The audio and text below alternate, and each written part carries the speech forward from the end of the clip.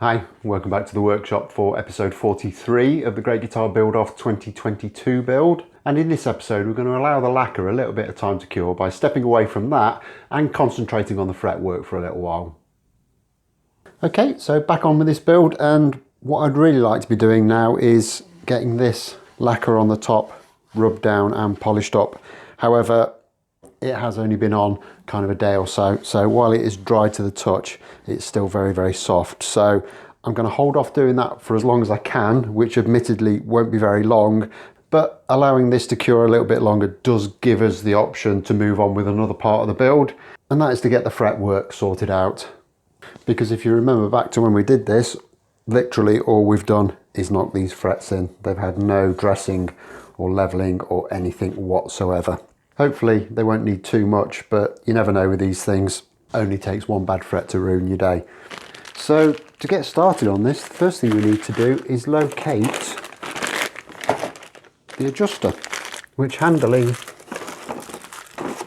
I'm just going to say, isn't in the box with all the bits, but it's hiding with the tuners. So we'll just stick that in.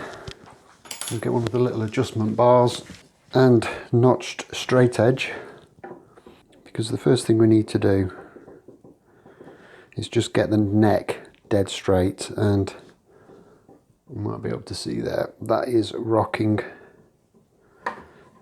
in the middle, so we just need to adjust the truss rod a little bit.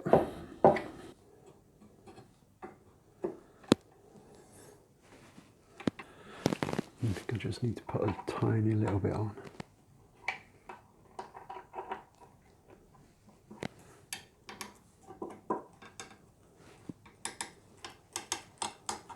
And that appears to be pretty much straight. And all I've done there is I've just taken the notch straight edge and a very fine feeler gauge and just seen if I can get it underneath, which I can't. So that is all good. The fretboard's very messy. It's got lots of kind of residue from the masking tape on, which is driving me a little bit crazy. But the first thing I'm going to do is mask it up again, so I just need to kind of learn to live with that for a little while. So now that we've straightened the neck up, next step is to get this all masked off and get some black marker pen onto all of the frets, and we can then get a sanding beam and level that all off.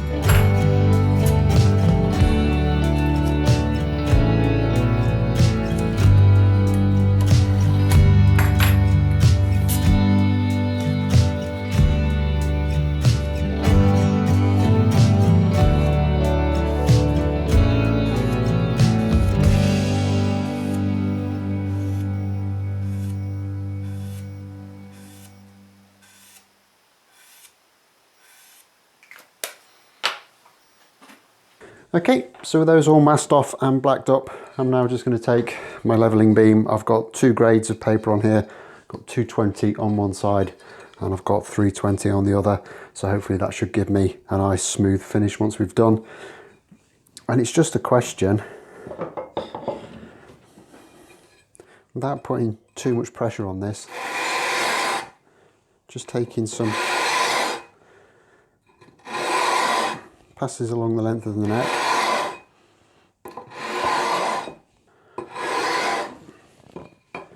And we just keep doing that until we've removed all of the black from the tops of the frets, and it's going quite well. We're getting rid of most of it without having to do a huge amount of sanding.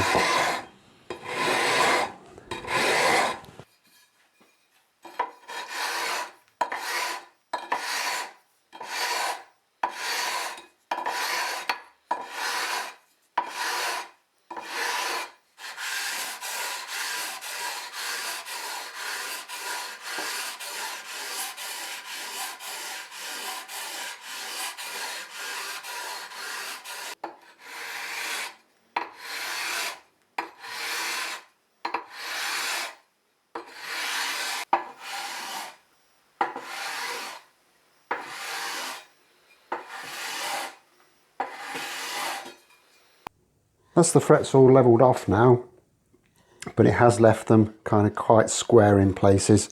Had to take a little bit more meat off on some than I would have liked to have done, but that's just the way these things go sometimes. So the next step is to get these blacked up again, and then we can go about the crowning process. Now I do like stainless steel frets, but they are quite hard to work on sometimes, especially if you have to take quite a bit of meat off, but there you go. And I'm just going to use a triangular crowning file for this. You might just be able to pick up there. All the corners have been ground off this, so they're nice and smooth and won't dig into the fretboard at all. And it's just a case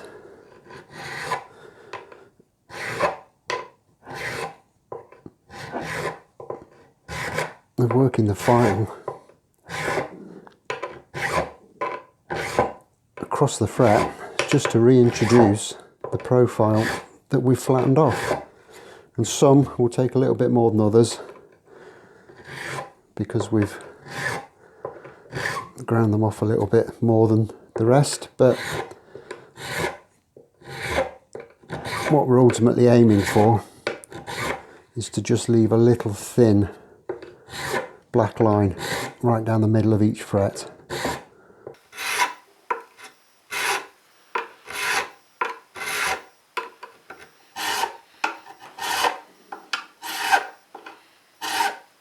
And hopefully you can just see there how there's only a very, very thin strip of black left on that fret, which is kind of perfect as far as I'm concerned.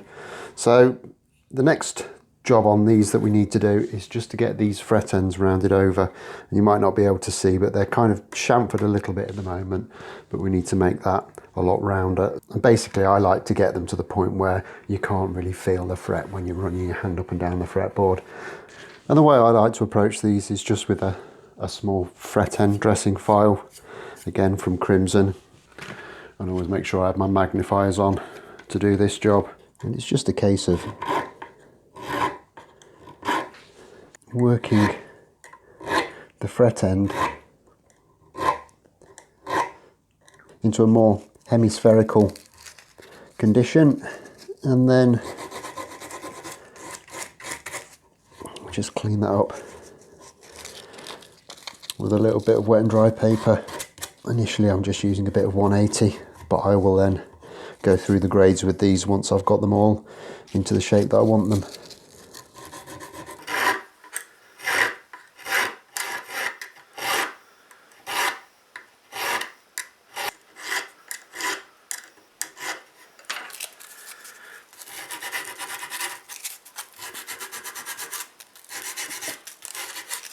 Okay, so I've got a bunch of these to do. So there's 24 frets, there's 2 ends to each, so you do the maths. I reckon it takes me roughly a minute to do each one, so I've got quite a little job on. So I'll join back with you once we've got all these sorted out, and we can move on to the next stages.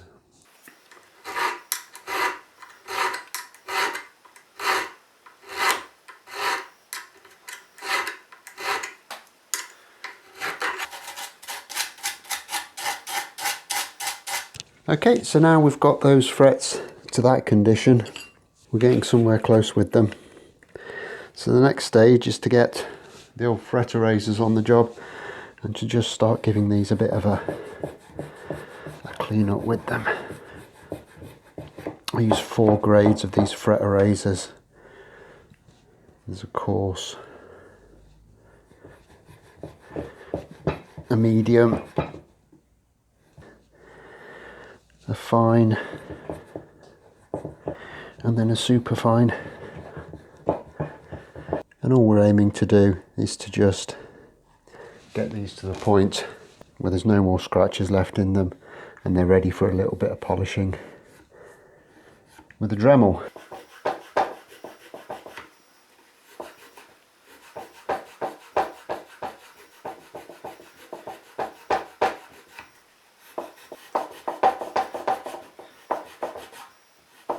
Okay, and with that all done, it's now time to just break out the Dremel, some honing compound.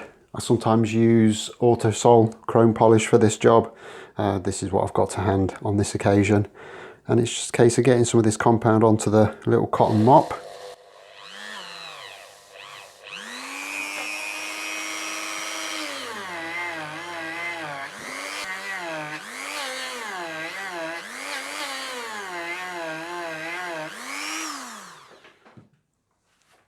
Polish the fret up,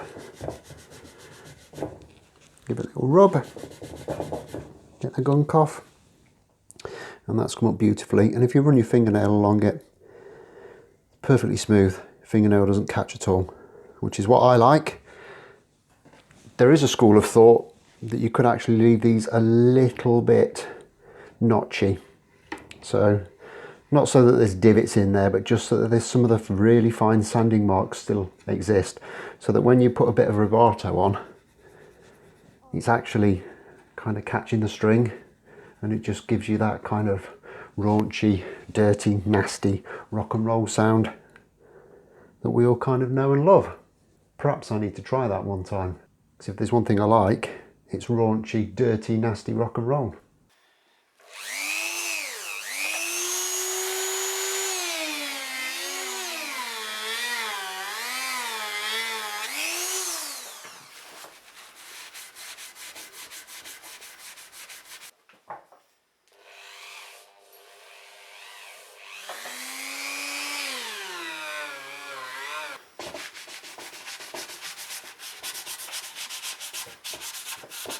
Okay, so that's them all polished up, looking super swish. So just a case now, getting all this masking tape off the fretboard and giving everything a good clean up.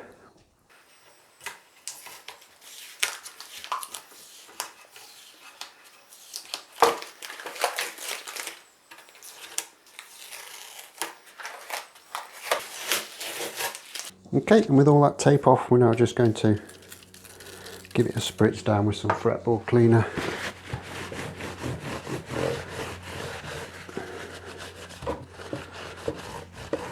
And get a wipe off. Hopefully that will get rid of all of the residue of the masking tape and everything. Well, that's going to take a little bit more cleaning down, but hopefully we can see that that looks absolutely gorgeous now. And now that we've got a little bit of polish on those frets, they actually work really, really well with the little dot markers as well. So very, very happy with that.